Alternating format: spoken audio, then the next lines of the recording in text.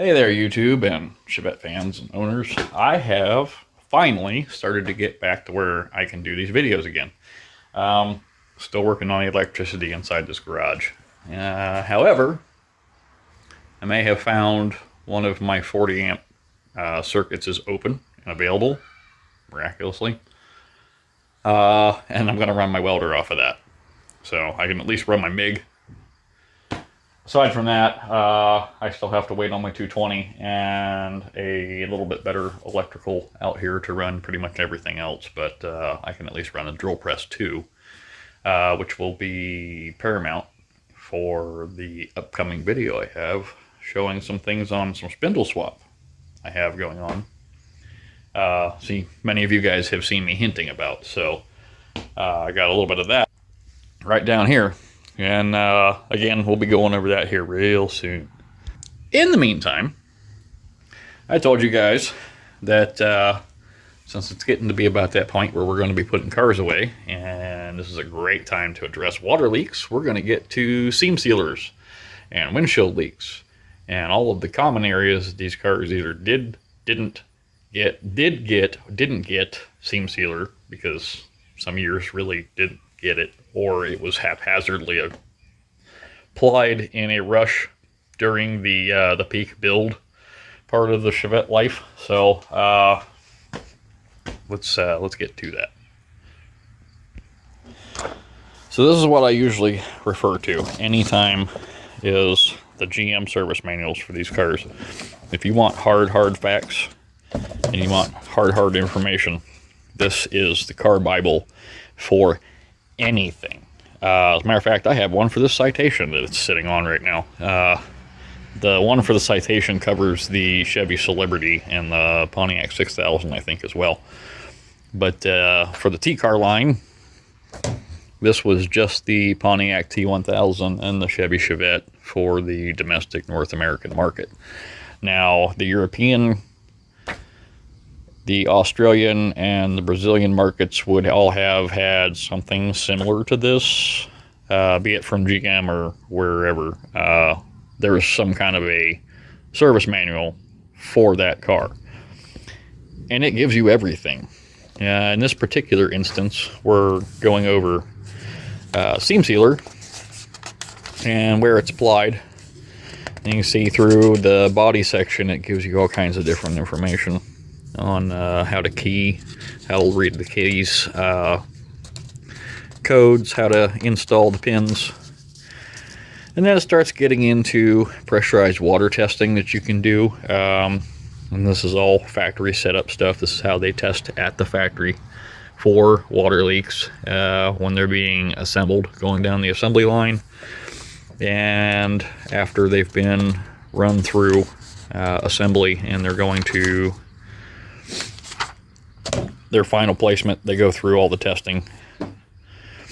This is the same stuff that they would do at the dealer, at the body shop. If you came in and said, hey, I've got a water leak, or I've got a bunch of air leaks coming from my doors or something, they would go through the same test procedures. Things that you can do on the inside, you just need to blow a little bit of air. I'm going to show you that on the car, but light air pressure, even one of those duster cans will work if you blow up through there. But what you're doing is you're going to blow a little air over on the inside of the windshield around the seal, and on the outside you're going to have a bubbly solution, and basically you're blowing bubbles. If it's got an air leak right there, bubbles form, and you found where it needs to be addressed.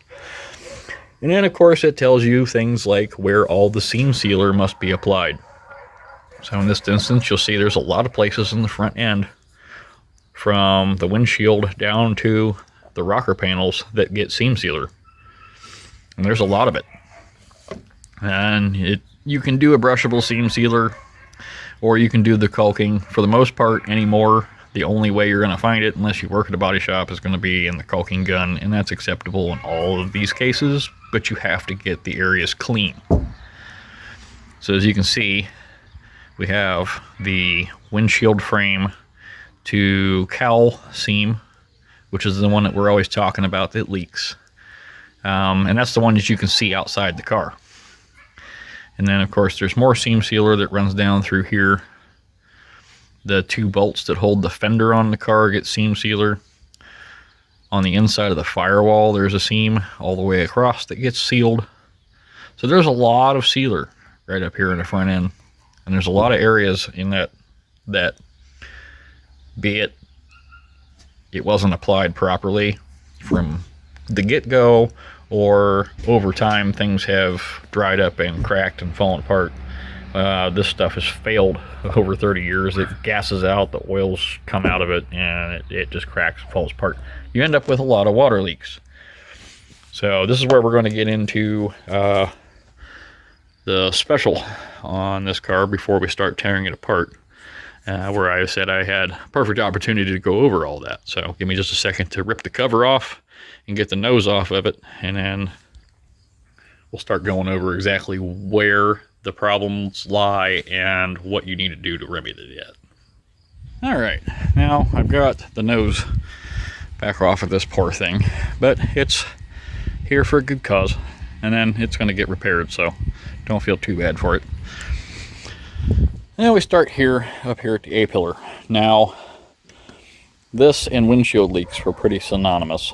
There are 2 types of windshields that go in these cars. One is the early style with the big fat rubber gasket that goes in there with the lock strip that holds it in.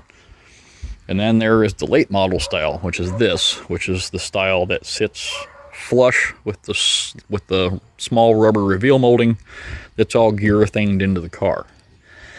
The problem with this was I just don't think there was ever enough pinch weld on the car to retain the windshield when they went to the flush mount glass, because the late model cars leaked a lot worse than the first generation did.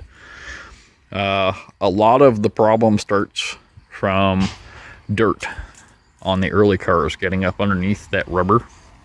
And then what happens is, down here along the bottom, there are holes. Let's see if I can find one. Okay, I might have to go over here so you can see it. But there are drain holes in the cowl up under here that let that water that accumulates go down through there, and once you get dirt buildup in there, it can't drain out. So what you end up with is a lot of debris that starts building up in this area, and then you start getting rust in the A-pillar right here, which is what happened with this car, why the A-pillars really started to bubble bad right here. Also because of a previously bad repair, because somebody used a bathroom RTV. Don't do that. Bathroom RTV is actually acidic and can eat into surrounding areas and cause the paint to lift, and then cause the problem to get worse. So try not to do that. At least if you do, don't do it for long term. Now, one other thing you'll notice here is the visible cowl seal. This is a big problem because the car flexes, as like all cars do, but this stuff has gotten to where it's old. Matter of fact, this was starting to be a problem on some of these cars that saw cold weather, like up here in the Rust Belt, 20 years ago. So you can imagine, fast forward another 10, 15, 20 years, how bad they're starting to get. And this goes all the way down under the fender, and you can see we're now into an area where the cowl and the A-pillar overlap. And once that stuff starts rotting in through there, this is when you start to be able to see the floor through the car under the fender, because then it'll rot this whole area out down through here. And you'll notice this car has almost no seam sealer in this area, and that's because 350,000 miles of hard use, it's all fallen out. This is what it used to look like. This is the brushed on stuff. As you can see, what little bit is here is somewhat still flexible, still kind of hanging on, but there will be areas where I can get my fingernail underneath of it and it'll lift and just fall off in big chunks. And that's a lot of what happened here. Somebody tried a desperate attempt at respraying this to seal it up, probably around the antenna right here, because water was probably coming in. So do your due diligence. If you suspect you have leaks in this area, go ahead and pull the fenders off the car and start looking. These two screws right here and right here that go through, these need to be sealed. These are the ones that attach the fender to the car right here. So you have this area, all the way down through here. And I've even, when I reseam them, I seam this whole area right here. And then I'll run a bead down around this box too, just because, even though the factory didn't, it seems like it helps. And then if you can, you see there was some in here from the factory right there. Get up in here too, all the way up into the seam. Anywhere there's a seam, you need to seal it. And then right here, this should be open right here in this corner, so any water that comes in here can drain out of this pocket. And then you want to seam seal all of this down through here. And you can see how bad it gets. The key to getting in here is to get it clean. Absolutely as clean as you can possibly get it. Wire brush it, whatever you have to do. But get it down to where the rust is gone, if there is any. If they're to this point, you're going to be cutting and replacing metal. There's several layers in here that you're going to get into. It's a little bit of work. But if you are just now getting to where the body seam sealer is falling apart, consider yourself lucky and take care of it now, so you don't end up like this. You can also see there's some around the hinges right here. You can see right here in the corner where it's lifting. Water gets up underneath there, so it's rusting underneath here. So you got to chisel it all out. Anything you can. Get it up in there, get all of this old putty stuff out of here. You're going to re-seam seal all of this. That way it's good and sealed up. You're not going to have any more water leaks. Now, early cars, the firewalls are sealed up really well on. Late model cars, not so much. By the time these cars started to get popular and they were rolling out of the factory faster than they could build them, they were also running on half the amount of people for assembly, with triple the amount of cars going out the door, because they pulled assembly line workers off for other projects, and Chevettes were still selling like hotcakes. So things like seam sealer that used to have, I think it was 40 or 50 seconds to seam seal all of this, ended up getting like halved. So you can imagine seam sealer didn't even get on some of the seams. Now this car being wrecked, you can see where the firewall seams have separated, but this seam sealer, like, it just crumbles. It's supposed to be soft and pliable.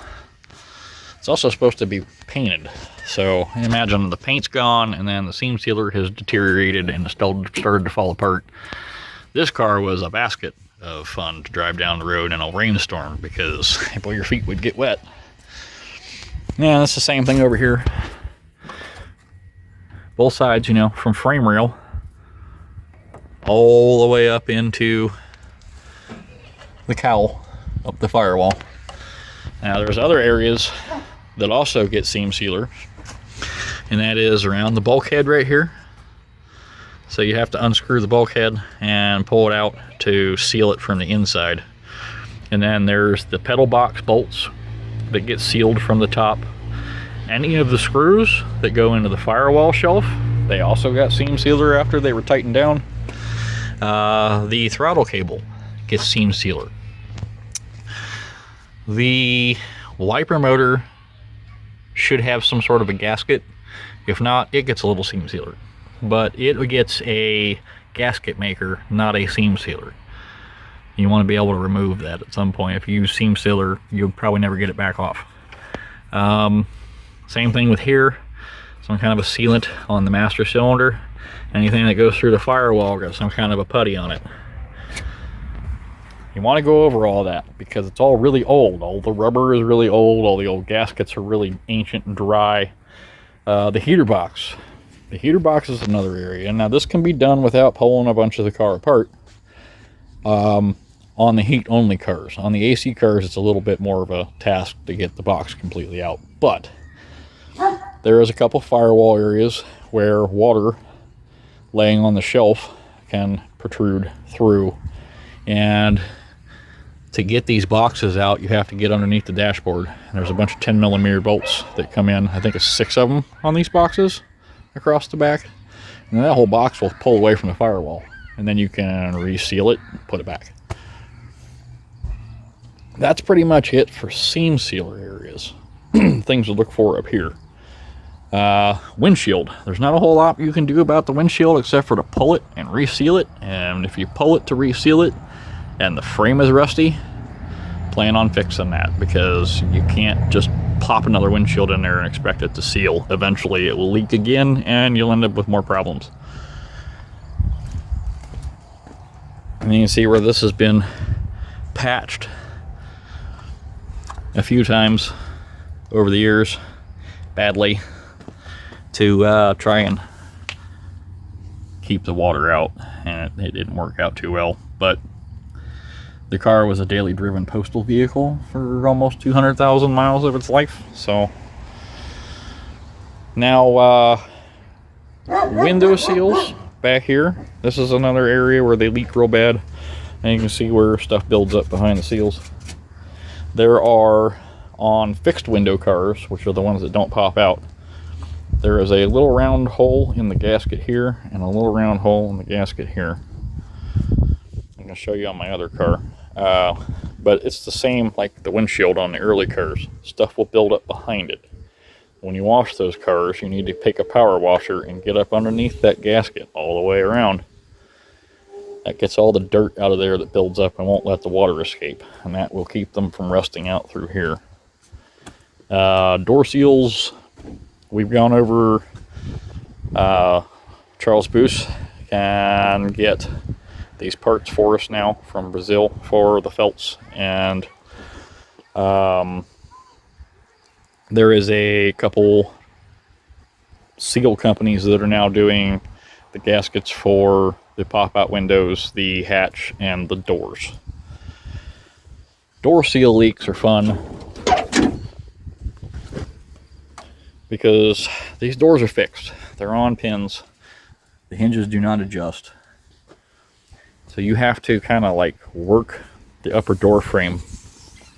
You want to make sure that you have a good fresh door seal in here before you go bending your door frame, because sometimes you don't need to do that. Sometimes it's just a striker adjustment and you can get the door to pull in tight and all your air leaks will go away. But a lot of the air leaks that happen on these cars are right up through here, and a lot of that's because the door frame has been bent over the years, or it may have been like that from the factory. They would send people out to the dealership parking lot with a 2x4 to straighten the door out. They'd bend it back until the door seal would seal. There are also, as you can see, gaskets on your strikers, or your striker switches rather, for your dome light. Those need to be there. These are available. There were a lot of other GMs that used these, so there's now reproduction ones for those other GMs. You also see the seam sealer around the door limiter, and you see how it has not been repaired, and yet that is how the factory left it. Big, huge gaping areas where it was allowing stuff to get back in there, and I'm sure some water intrusion through here down inside the car. When I seam seal these back up, usually it's complete and all the way across on the inside, even if I have to dig that out to put the limiter back in, just to keep water out of there. There are, see, hatch seals. Hatch seals are another thing. The hatch doesn't adjust So again, if you have any leaks down around the base that loosening that latch and adjusting it up and down does not fix, you will probably have to tweak the hatch a little bit carefully so you don't blow the window out of it. But I've had to tweak the hatches a little bit sometimes to get them to seal on one side or the other, and a lot of that has to do with the improper lift struts that were available for these for a little while. They push up on the one side too hard, and then you end up with a warped hatch. So taillights. The taillight bases have gaskets that go between them and the body at the bolts. There are also several body seams, depending on the generation of the car, around the bottom of the tail panel back here that also need addressed. And then if you're doing the floors, of course, once I take the carpet out of this, there are no floors in this car, so I'll have to do that at a later date. But there are a series of seams across. One particular goes all the way across in the back that needs to be done.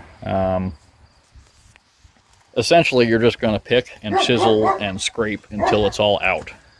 Once you're down to the paint or the metal, usually the metal, because it'll have like eaten whatever paint was underneath of it, or primer that was underneath of it, you're going to want to use like a Rust-Oleum rusty metal primer as a base once you get it good and cleaned up, usually like an acetone and a rag after you've gotten it all out of there.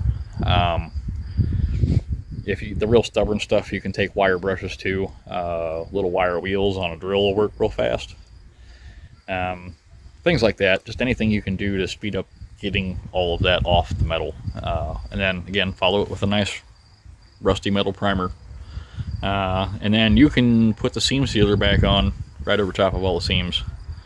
You want to spread it out. You want enough on there that it's going to stay, but you want to spread it out so it's not a big heaping bulge of seam sealer, especially up here firewall drop-offs, because you can see they contoured this for water to trough down.